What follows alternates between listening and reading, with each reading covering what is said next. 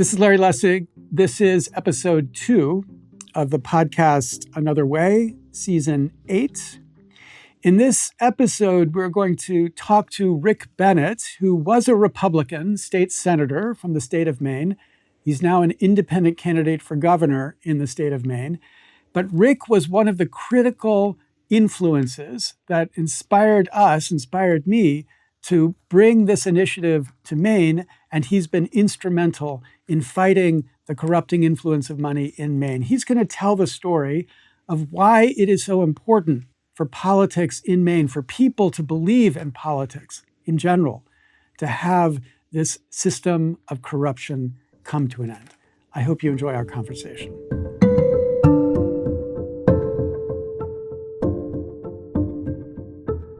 Okay, so I'm here with the great Rick Bennett, who I've known for, now about 150 years, but we've known each other for a long time, working originally on Article 5 convention stuff. But as I've gotten to know you, Rick, I've been fascinated with the history of you and politics. You've been in and out, and you've had a very distinctive perspective on it, as you've taught me. So I'd love you to help us understand where you started and what the world was like and why that world is different from the world we have now. Sure. Well, I started in politics with an aberrant gene that shows up in my family maybe every 100 years or so, and got interested in politics as a young man. And it was between the Carter and Reagan administrations. And, like many young people at the time, I looked at a message of optimism, morning again in America. And I was gravitated toward that and became a Republican activist and ended up running for office at the tender age of 27 back in 1990.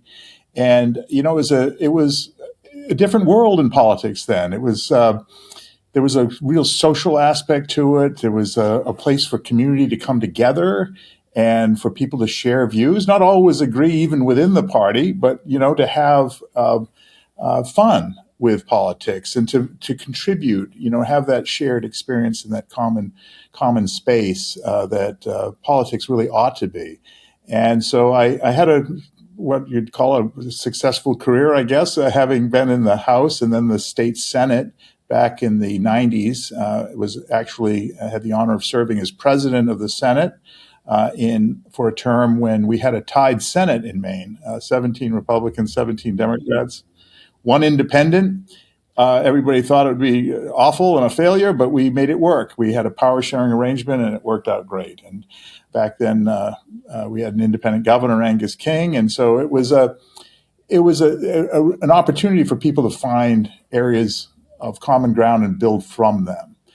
But, fast forward, I got out of politics and had a career in business and returned in 2020 to the state Senate, getting elected again as a Republican after a 16-year break, willfully, because I felt that our politics had taken a bad turn and that Maine people deserve different. Americans deserve a different approach. And I thought that maybe I could model something of a return to the cross-partisan work that we did just 20 years ago, where we didn't treat each other as mortal enemies, but we were adversaries on certain issues, but all working in a common purpose with maybe disagreeing on particulars. But politics has gotten to a very toxic place. I think money has been a principal driver in that toxicity. So that's really what I've been working on as a central piece of my work over the last 6 years is drawing attention to that, fixing it, working with people like you, equal citizens, and the many, many Maine people that know that this is a problem and have expressed repeatedly that they're ready to do something about it. So I want to go back again to the time when you're serving as president of the Senate. Mm-hmm. It's a tied Senate. Angus King, an independent who's now senator from Maine, was the governor. So in the process of doing the work of the Senate, how would you see your role in knitting together two sides in this? And you described it as a context where people didn't try to make the other the mortal enemy. Was there What was the camaraderie like? Like, what was that possibility? Because, most people now can't imagine it, can't imagine politicians Yeah. actually like dealing with each other like humans. Yeah, well, it was great because we recognize that people come from different places. They have different experience, different life experience, and different points of view. And they draw different conclusions about issues. But one of the first things we have to do is keep talking with each other, keep having conversations, share information. So the hallmark of our power sharing arrangement when we had the tied Senate was total transparency. We knew what issues were going to arise. We talked about, is this really ripe for debate? Have people been informed? Are people ready to bring a certain group of issues to the floor of the state Senate? And so there are people who want to participate in the process or pay attention to it would know, okay, this coming week, we're going to be focused on sales tax reform in the state Senate this coming week.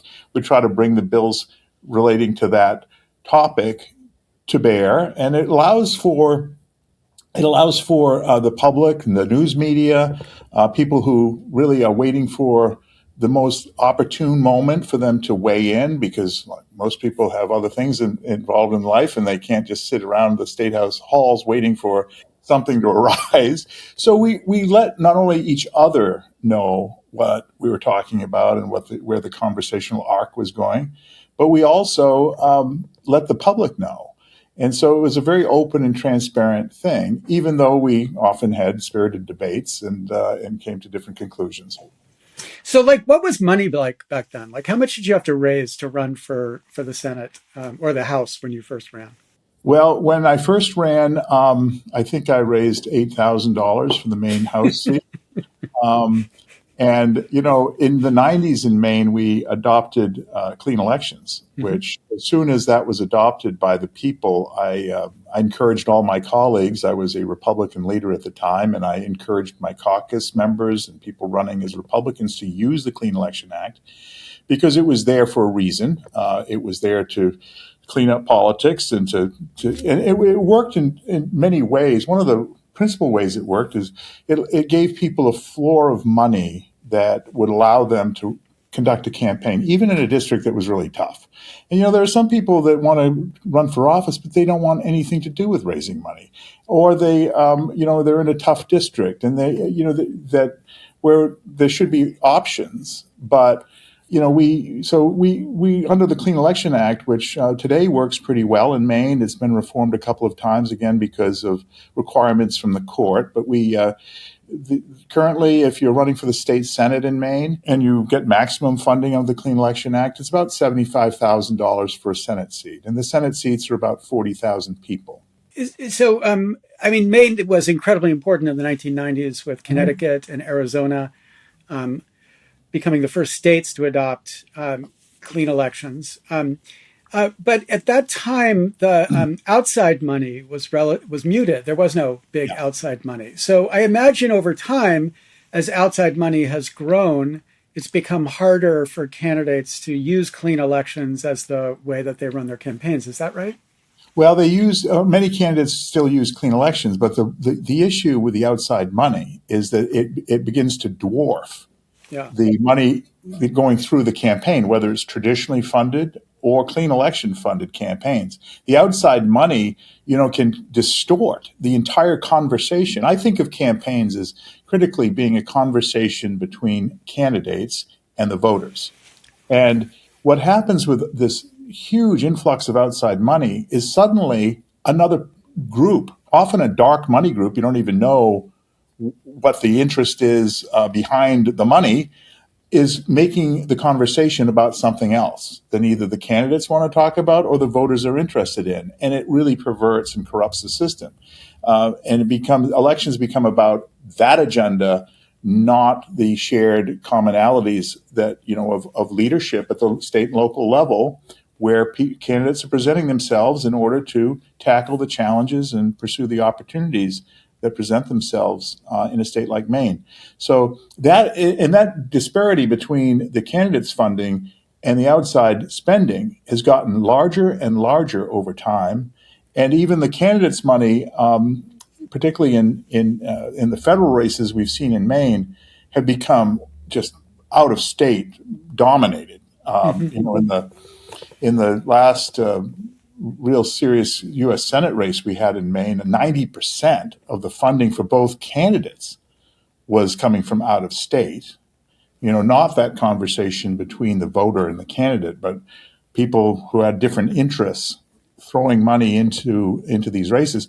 And even that amount, as staggering as it was at $100 million, was overwhelmed by another $120 million coming from other sources entirely, just plain dark money interest groups and PACs. So it's become, even in a small state like Maine with 1.4 million people, it's become a serious, serious problem. Mm-hmm. And so when the outside money, like in the Susan Collins race, in the last race, comes in this big amount, is there a character to the advertising? Does the advertising look in a certain way versus the kind of advertising that ordinary candidates would be putting on? Yeah, it's overwhelmingly negative. I mean, some early spending tries to prop up the good qualities of the candidate that it's supporting, but long about midsummer, it turns very negative in a hurry, and it becomes a race to the bottom in terms of tone and toxicity. And that just drags everybody down. And the two-party system is, a large part of this problem, which is why I've renounced the two-party system entirely and am running now as an independent for governor, because the two parties are just really more interested in frightening voters away from the alternative than they are attracting voters to their option. And that just drives everything into the gutter. Yeah, I mean, that's pretty significant that you left the Republican Party to become an independent. I mean, it must have been hard. I mean, I know you and I know the range of issues you care about, and I wouldn't characterize you as a far right Republican at all. But still, it must have felt difficult to say to your colleagues, actually, I don't think we can do what we need to do in this frame as a Republican. I have to be an independent.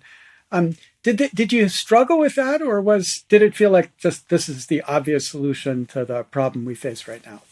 I probably waited a tad too long before I gave up on the parties.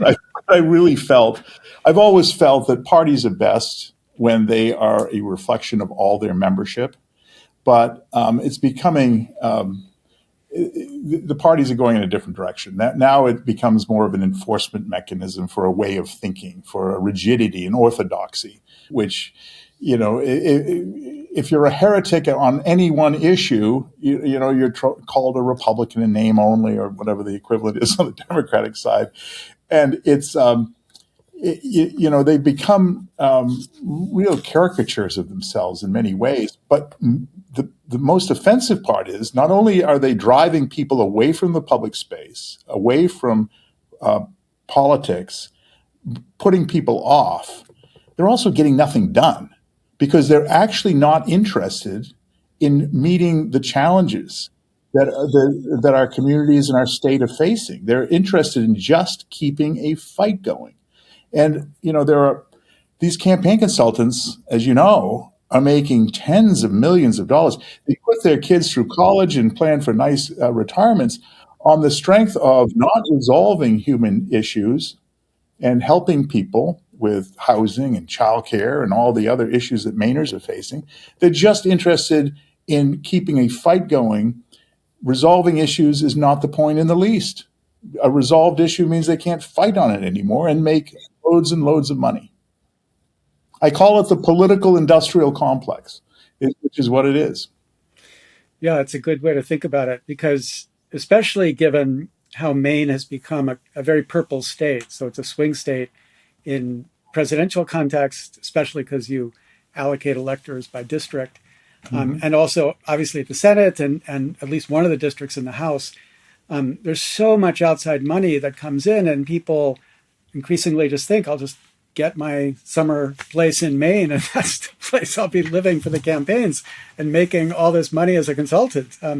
It's I kind of regret I never took that business up. That would have been quite an effective way to face the bills. Okay, so like you, I'm glad you didn't do that. Yeah, I'm glad you took the other road, the road less traveled by. So you're running for governor, and obviously Maine has had independent governors. I can think of two. One I have enormous respect for, one a little bit less respect for. Um, but you imagine, like, as an independent, given your history in Maine politics in particular, you have a capacity to work with people from both sides. And so you imagine that in this weird position of being an independent, at least it's weird from America's perspective, Maine has had a lot of them, you could do more than you could if you were either a Democratic governor or a Republican governor. 100%. I'm running as an independent because I want to govern as an independent, which is an important modality if we're actually going to get back to a place of building off from common purpose and common ground and resolving some of the longstanding challenges that Maine faces. And, we've got a housing crisis in Maine. It's going to be solved by, ideological stances. It's solved by rolling up your sleeves and like digging into the housing supply issues, into the regulations and rules, into, creating some incentives for more affordable housing, helping people reduce their mortgage payments and their down payments, which is a huge problem. Childcare. I mean, all these issues. Energy costs in Maine, we're the highest in New England. These issues, are not going to get resolved by just standing on ideological ground on either side, and with the hands on the hips and saying hell no. We need to roll up the sleeves. And what's really encouraging to me is that I am a known person who's, been serving the public for a number of years in Maine. And I cannot tell you the number of people in the State House, even elected people from both sides of the aisle, when I made the decision to become an independent, who would come up to me in the corridor and say, thank God, because these are the people who know the system is broken, who are frustrated by their own ineffectiveness in serving their constituents because of this partisan overlay, which has become smothering of their good intentions. And so, it's reflected in the broad range of endorsements I've received from people all across the political spectrum in Maine, Republicans, Democrats, independents, who've come out and endorsed my candidacy, including former party leaders in both chambers of the legislature and former party chairs. So people are ready for a different approach, and they're just looking for some leadership to help bring them there, and to get back to that notion that I think was exemplified when we had the power sharing arrangement 25 years ago in the Maine Senate, where it's okay, we can disagree on things, but people of good intention should have the space to work together, try to resolve things, collaborate, communicate, all these words that have been driven from politics. Yeah. Okay. Now, as I said, we originally were connected on the question of whether Maine would call for an Article 5 convention. And you had put together an interesting package of proposals to appeal to people on the right and the left, consistent with your effort to get stuff done. So it was a proposed package of term limits and an amendment to address the corrupting influence of money. So that's what was very interesting to me. But what you've also done is lead efforts in Maine to try to address the corrupting influence of money. And I'm thinking here about the two initiatives, question 2 and then question 1. What was the background to question 2? The background to question 2 is that we had an enormously expensive, by Maine standards, but even by national standards, referendum about Maine's energy future, and as it related to Massachusetts wanting a corridor built across Maine to feed their own clean energy needs. And a lot of Maine people objected to it. They thought it was a bad deal for Maine. And that was one issue. But what that led to was an enormous amount of spending in that election. And there was $100 million spent in this, just in the direct advocacy side of that election. And almost all of it was from corporations that are owned by foreign companies, either directly or close to directly. And so there was a backlash to that, as one would expect. I mean, most Mainers and most Americans are united around keeping foreign governments, particularly, but foreign actors more broadly, out of our elections. The elections ideally are between Maine people, making up their own mind. But here we had foreign entities, actually, and foreign governments very closely involved. So we put together a proposal. We went to the legislature first. Actually, the legislature enacted the measure and put it on the governor's desk. She vetoed it. So we went out to the public, and that resulted in question 2 back in 2023. This was 2023, so it was an off-year election. But you think Maine people are united on one issue?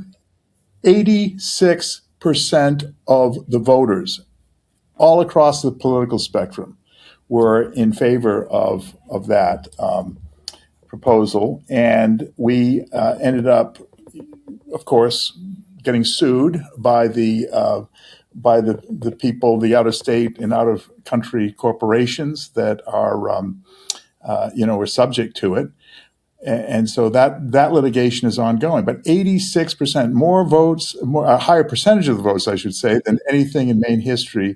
And then, of course, that led, in my mind, to what was question 1, which a lot of Maine citizens, as well as you and the folks at Equal Citizens, brought to us, which ended up the following year, the limitation on SuperPAC contribution, which got more votes than anything in Maine history because it was during a presidential election year, 75%, but the votes were higher than anything ever in history. You shouldn't exaggerate, Rick. It was 74.9% of the vote that we Close got. enough. I remember. I mean, that was such an amazing opportunity, or really a surprise opportunity, because we had tried with Free Speech for People, and the next episode will be an episode with representatives from lawyers from Free Speech for People. But we had tried to get an initiative in Massachusetts to block super PACs. And I'm so happy we were blocked in bringing that initiative because we were blocked, we came to Maine, or I came to Maine. I was invited to talk to a dinner that was organized by a group called Leadership Now, in a beautiful house, about 25 people at this dinner. And I described the story of being blocked by the Maine Attorney General and then by Massachusetts. The Massachusetts Attorney General, and then the Supreme Judicial Court of Massachusetts said, we will decide whether the Constitution bans your initiative only if you gather signatures to get your initiative on the ballot. So it was basically $1 million filing fee. Like, we'd have to go out and get all the signatures, and then they would say whether the initiative could be on the ballot. So that was just crazy. Like, we weren't going to do that. But when I described that, you said, why don't we just do it in Maine? And a bunch of people around the table said, that would be great. We could do it in Maine, because Maine doesn't have this kind of attorney general pre-clearance process. So that was the conversation that then led us to commit to the idea of doing it in Maine. We were very engaged in getting the signatures. We had a very short time to get the signatures, although the signature gatherers said it was one of the easiest things in the world to gather signatures for. And then once we got the signatures, the committee in Maine, Kara McCormick was the leader of that committee, ran the campaign, and the campaign was enormously successful. Obviously, it had a broad range of support, including your support, but fortunately, it didn't. It wasn't a terribly expensive campaign, because I think everybody realized it would be a waste of money to try to block it if you had to talk to the people. Instead, the strategy is block it by talking to the judges, because judges are the cheaper path to blocking any initiative like this. And so that's what they did. We won, we celebrated, and then a month later, we were sued. So I'm not going to ask you to unpack the legal arguments, but I am going to ask you just to think a little bit about two futures for Maine. we have the future. It's pretty clear the path we're on right now. It's only going to get worse. This election cycle is obviously going to be as bad as it's ever been, because you're going to have, I guess, District 1, is that gold? District 2. District 2 is going to be a hugely competitive race. And then the Senate's going to be a hugely competitive race. So that path is pretty clear. But when you fight, as you have, for reforming the role of money, what do you imagine politics could become again? How do you think this could become something different? What would it look like? I think it looks like what it might have looked like before.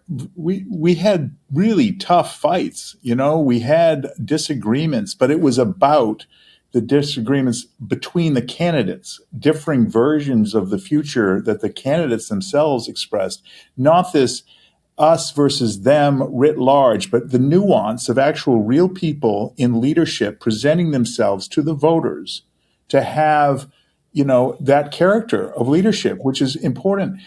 It's sort of depersonalized politics because of the vast sums of money. It was shocking that in 2020 in the U.S. Senate race, $220 million was spent. This year, they're expecting at least twice that to be spent. Over 400, maybe $500 million to be spent in a state of 1.4 million people. So by its very nature, it becomes a bit of thuggery. It's just like clobbing people over the head with messaging, which you become insensate because you can't process this stuff. And it just becomes really just off-putting. So, and then it becomes, who's going to turn out their voters, and that's not what politics should be about. Politics, as you're suggesting in your question, is in a free society, it should be nuanced. People should get to know the candidates, not as caricatures, but as real living people who are putting themselves forward to lead. And that is so lost in this vast spending and all the dehumanization that's involved with it. Yeah, it's striking to think about, the Supreme Court has a very simplistic conception of what money and does. Dehumanizing. Yeah, dehumanizing, but because of the simplistic conception. Right. They think that more is better. And if they get more speech, people have more understanding. But I think what we're seeing is exactly the opposite. When you dump $400 million into a state like Maine for one race, there's a bunch of races. Just think you guys are running for governor. Like, how are you ever going to compete with the money that's being spent in the Senate race? But the point is, there's a certain point at which more is not more. More is not better. More is not more understanding. More is just confusion. And in that mess of messages, the only way to get through is to be as negative and as destructive as you can be. So it's kind of striking that the court is not willing to actually look at the reality of the world that they've created and just ask, is this helping? Is this actually advancing understanding? Because if they did, I don't think anybody could look at this and say, this is advancing understanding and giving people a better chance to make decisions in a democracy. Overwhelming people with paid speech is antithetical to free speech. Drowning out ordinary voices with $1 million megaphones is corrupting of the process itself. But when I was talking about how the courts have dehumanized it, they've literally dehumanized our rights, our human rights. Free speech, by virtue of calling corporations people, and giving them human elements which they lack. They live forever. They, limited liability. All these various things that human beings, and also they lack soul. They lack a value system. Whether they're corporations or whether they're political action committees, these fictional entities should be treated differently from flesh and blood human beings who have these characteristics that I think our Constitution and our framers felt that they were entrusting the government to as actual people. And so this notion, they see these court cases that seem predicated on a fundamental misconstruction of these entities as being equal to flesh and blood human beings. So that dehumanization is reflected, I think, in the rest of it. Yeah, it's interesting to sort of see the baseline presumption that they bring to this. Obviously, Citizens United was the case that clearly extended the right to spend unlimited amounts of money in political speech to corporations. And that was because they treated corporations as persons.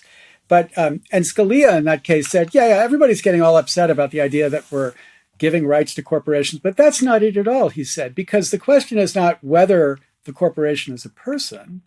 He said the question is whether Congress has the right to limit the speech. So he made it seem like it was independent of the entity. It was just about the speech.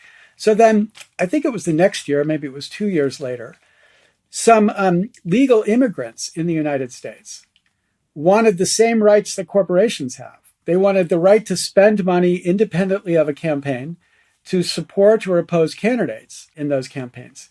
And on Scalia's theory, the answer would be, of course they have that right, because the question isn't not are these immigrants allowed to have a right or not? The question is, does Congress have the right to limit their speech?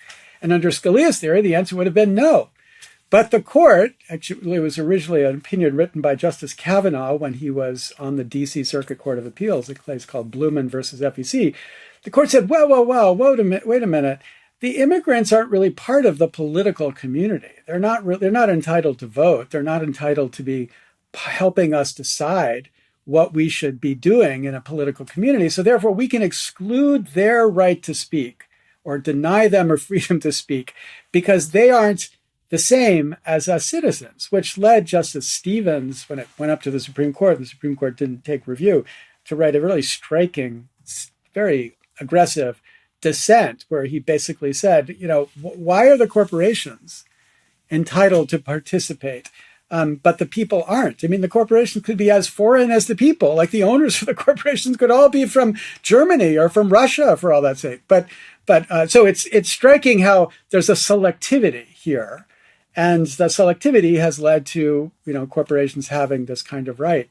But what's interesting about the corporations is, the Supreme Court in Citizens United gave them the right to spend their money independently. Very quickly, the corporations discovered the high cost of free speech. So Target, I think, spent money opposing an anti-gay candidate in Minnesota for governor, I think, and then found themselves picketed all across the country. So the company said, this doesn't make sense for us. We can't be associated with politics in that way because we're in business. But what then Speech Now did, the case that created SuperPACs, is it allowed them to pass their money through these nonprofits called C4s, and that's the source of dark money. So a huge chunk of this money is dark money, and it's dark money because SuperPACs exist. Get rid of SuperPACs, which when Maine's initiative is upheld, we think it will end SuperPACs nationally too, and you get rid of this dark money too. And maybe we get back to this world that you're talking about. Now, I wonder, when you talk to voters, do many of them even remember that world, or do they yearn for that world? Is this like a line that connects, and they kind of dream that this might be possible again? Yes, they do. Ordinary people are really hungering to get back to a normal kind of politics where they can be heard. But the people who have the power and making the money off the current system are doing everything they can to frustrate people and keep them out of the political space. They want a narrower, more siloed debate, and they want to put off ordinary people, because it's just a way of having more power and control. And that works when you have a binary system. You've got this side and this side. And this is one of the reasons that I think that we need to make room in our politics for independence, because when you introduce a third or fourth candidate in the mix, it challenges that binary, bipolar kind of politics. And people are really hungering for it. And Maine is a great place for it, because we've shown, as you indicated, twice in my lifetime, we've elected an independent governor, one who served one term and one who served 2 terms. And and it's possible in this state because we have the history. We have, as you said, we're purple. We've got people, notorious ticket splitters still in Maine. Jared Golden was winning his seat in rural Maine in the U.S. Congress as a Democrat, while Donald Trump was winning the electoral vote in the same district. So Mainers, it's still a possibility here, and I'm hoping that we will do what we did with question 1, with question 2, and what we've done with electing independent governors in our history and an independent senator by living up to our state motto, Dirigo, which means I lead. And we've shown it in the past, and I think we can again. As goes Maine, so goes the nation. Yes. We can hope. So I wonder when you're thinking about the fall. I mean, obviously, you've now had the primaries, and so you have now 2 candidates that are gearing up to run against you and against the other candidate. What do you think the other candidates will think as you set up a campaign which is about trying to fight for a different kind of politics? Are they going to deny that they need a different kind of politics, or they're going to just ignore the idea that a different politics is what might solve some of the problems of Maine? They're going to ignore me as long as they can. And when they can't do that anymore, they're going to do what they are trained to do by the current system, which is go negative and attack. And I've already seen it. The Republican nominee calls me a progressive Democrat, and the Democratic nominee says she's running against 2 Republicans. So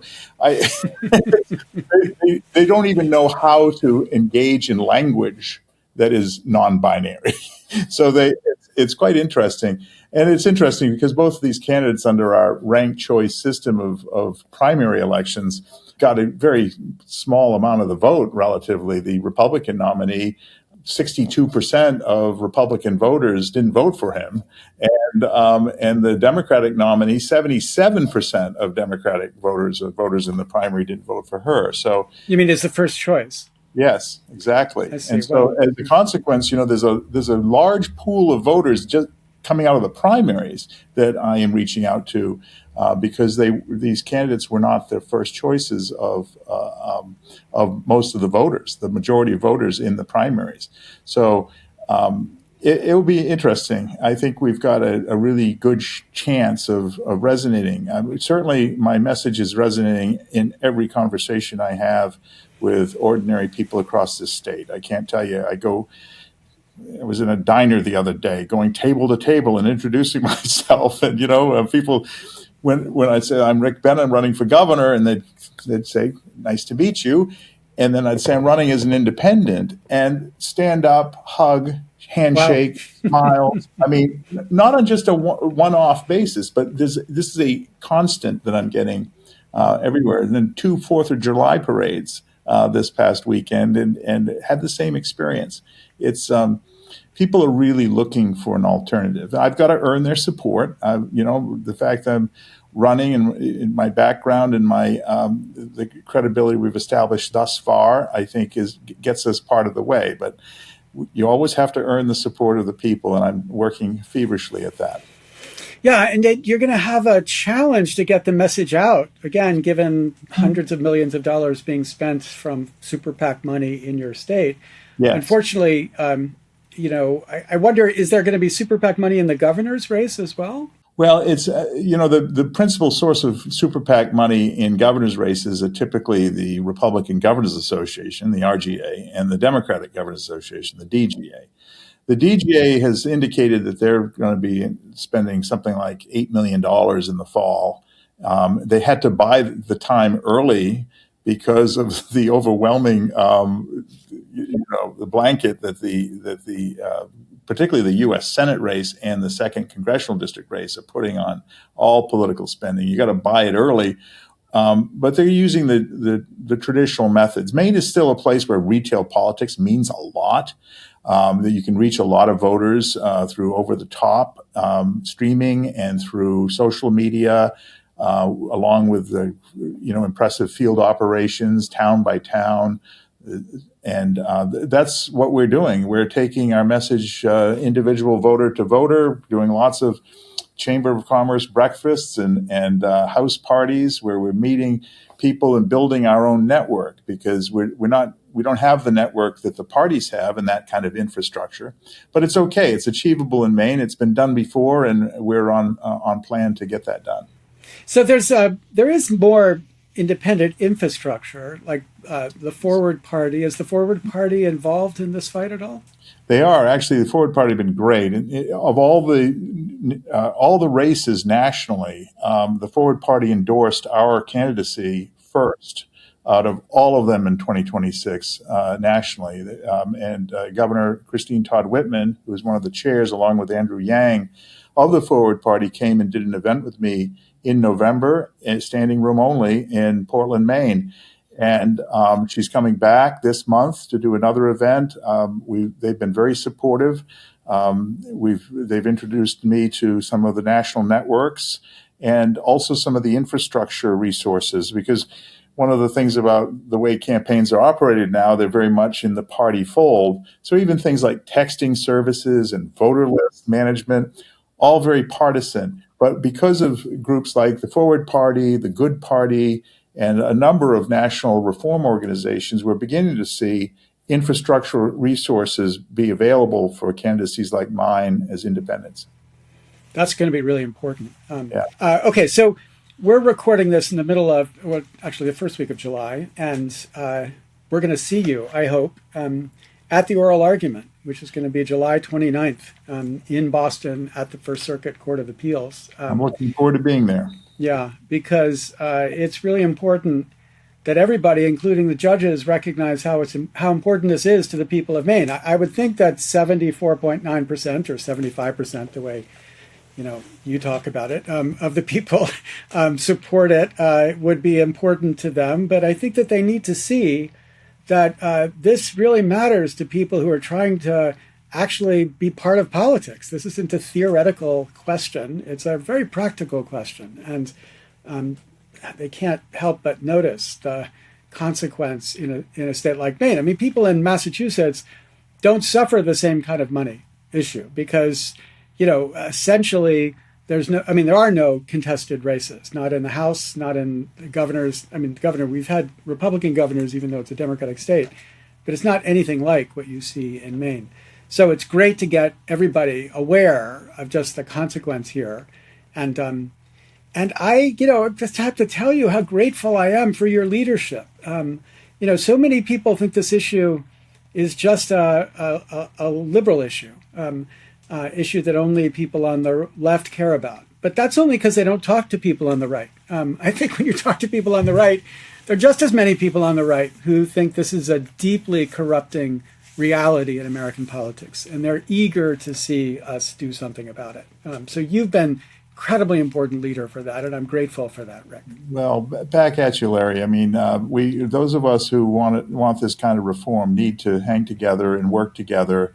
But 600,000 citizens of Maine came out, over 600,000 out of 800,000 people who voted in that election. 600,000 people wanted to throw off the yoke of corruption and the contamination of their politics by voting for question one.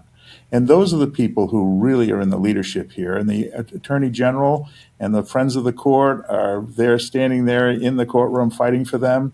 And I just applaud your own leadership in this area and all the time and energy that you and your team have spent, Equal Citizens, and the bringing people together and convening that energy for reform. It's absolutely critical. I appreciate that.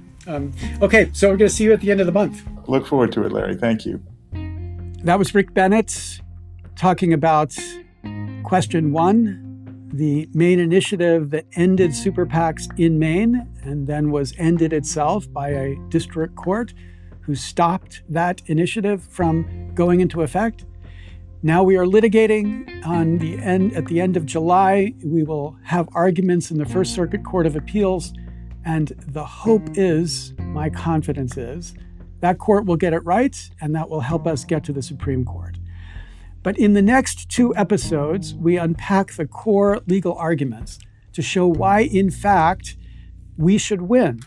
Not should win in some moral or ethical or even legal sense, but should win as well in a political sense, in the political sense of what makes most sense for the courts, given the extraordinary perception that exists right now that somehow we've gone off the rails with money in politics. So stay tuned for episode 2. I'm grateful to Josh Elstro of Elstro Productions for the productions of these podcasts. You can find them on audio form on any podcast platform and video form here on YouTube. Thanks very much.